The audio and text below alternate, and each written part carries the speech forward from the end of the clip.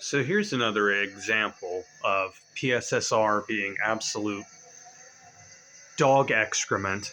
So PSSR is, of course, the fancy AI upscaler,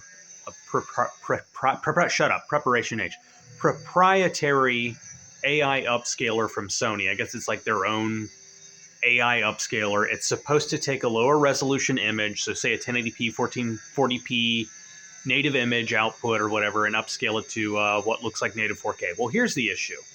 It usually makes the image look worse than a 1080p image. It adds so much shimmering and flickering.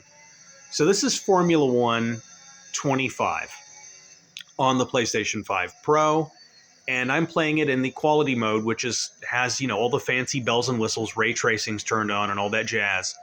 But it uses PSSR. Okay, PSSR. That's a PlayStation Super Spectral Resolution. Okay, it's a fancy name for a hot turd, right? So anyway, if I could even let me just zoom in. Let me get in here so you can just. I don't even know if I can capture this. There's so much noise going on in the image. And it's mainly in like thin objects like fence posts and chain link fences and light posts. I can't. This camera sucks, but take my word for it. It is absolutely. It's an eyesore. It just looks absolutely terrible. It's the same thing in Gran Turismo 7. Same thing with Silent Hill 2. There's only maybe 2 games that do a decent job with this PSSR, and I think it's because those games are just a small exception.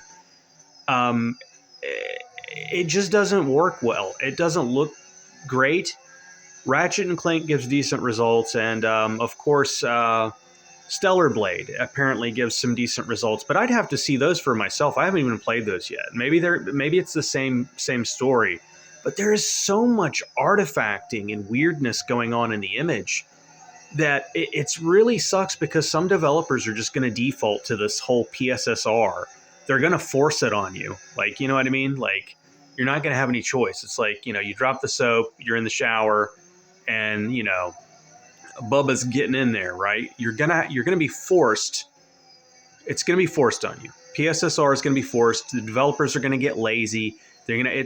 It's worse than the worst of PlayStation 4 Pro's worst example of like the worst checkerboarding ever in certain games. Like, what was it, Assassin's Creed Syndicate or something had horrible 4K checkerboarding. This is a $700 console. And they're going to have to do better than this. I mean, the PSSR, if they're going to end up with certain games just defaulting to using PSSR, just some lazy implementation, which I don't think it'll ever really work well. I think the fact that PSSR apparently looks decent on Stellar Blade and Ratchet and Clank is probably by just accident. Like I've even seen this in the Avatar Pandora video game. It looks absolute trash. You're better off using the regular FSR. Now I'm going to do it. So this is Mr. PSSR Upscaler, and it's garbage. You can look at the detail on the fences.